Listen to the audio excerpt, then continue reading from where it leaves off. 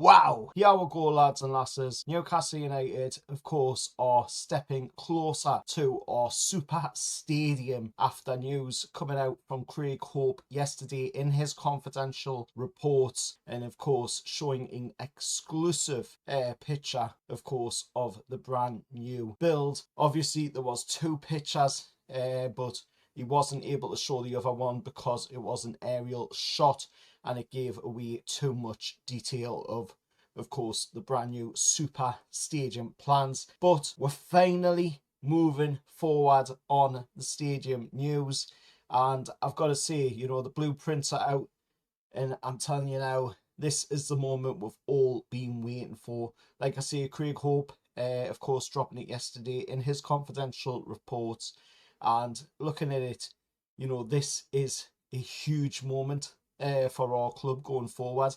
And the developers behind the stadium, of course, are Architects KSS, of course, and they have been leading the charge for this super stadium for Newcastle United, and it is being, of course, inspired by Bayern Munich's Allianz Arena, of course, and you can see why, you know, judging by the picture that Craig Hope put up, there's not really much you can go off, but a little bit of course, magic, a little bit of work of the words of Craig Hope, and putting them into ChatGPT, we've managed to come up with a design of what it could look like when it is, of course, finally done.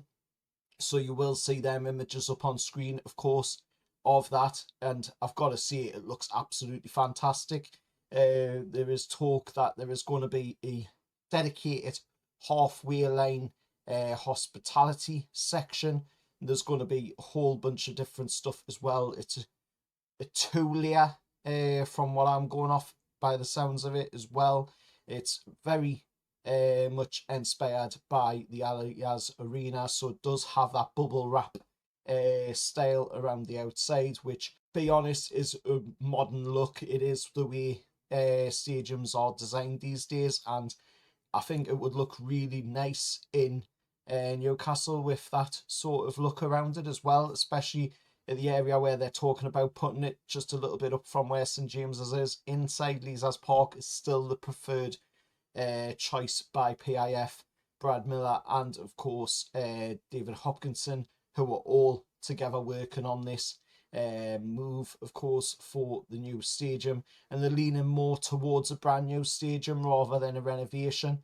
Is, of course, PIF have said, you know, they've given clear instructions to Brad Miller and, of course, David Hopkinson that they do want to lean more towards a brand new stadium rather than, you know, renovating St James's Park, because we're always going to be limited at St James's. Unfortunately, it's sad to say, because of the whole situation where the stadium is situated with that whole, you know, east stand as well. There is limitations there, but if we build a brand new stadium just a little bit up into Leazes Park, as PIF are wanting to do and leaning heavily towards, then, you know, we'll be able to expand in the future down the line as well. So that is good. You know, you're making the sacrifice of moving just a little bit up into Leazes Park to then, you know, be able to advance the stadium further down the line if we want to, when we do build a brand new stadium. But the capacity that's being talked about, at least in Craig Hope's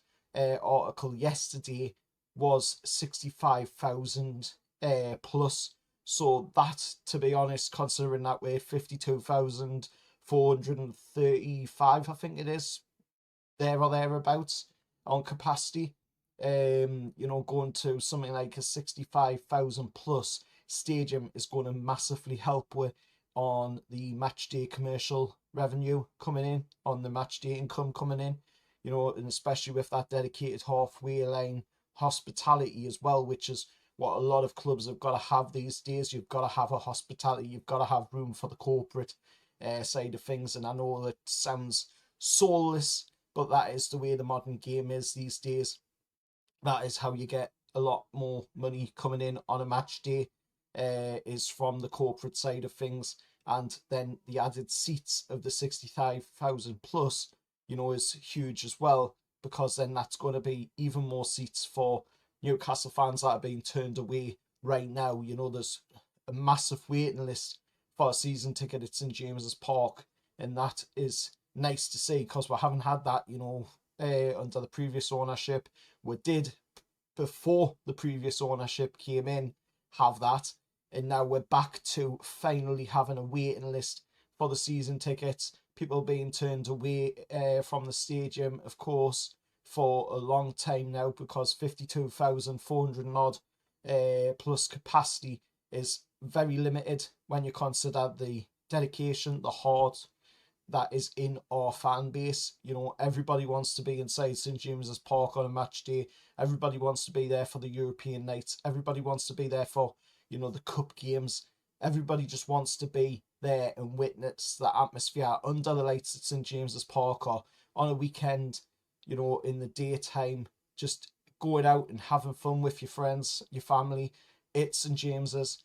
And of course, that's another thing. Will it be called St James's if we do build a new stadium?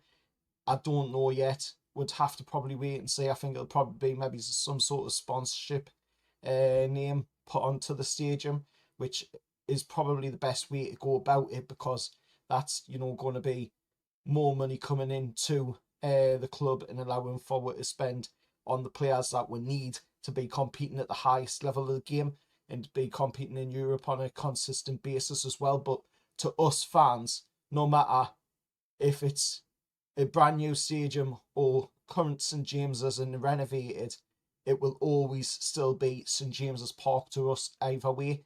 At the end of the day, I'm still going to call it St James's Park, even if they do change the name to some sort of sponsorship, because that is what it's always been known to as me. Even if it is a brand new stadium and it's no longer, St James's Park as it is right now, it will still be called St James's Park in my mind, because that is how I've grown up to know the stadium. But we'll wait and see what happens on the naming side of things, because at the minute it's just pure plans being shown by Craig Hope. But like I say, if you let us know your thoughts down in the comments below. I've got a comment pinned down there, of course. New build at Allianz Park or renovation at St James's Park. We've seen the Allianz of the North plans, and it's what your pick now.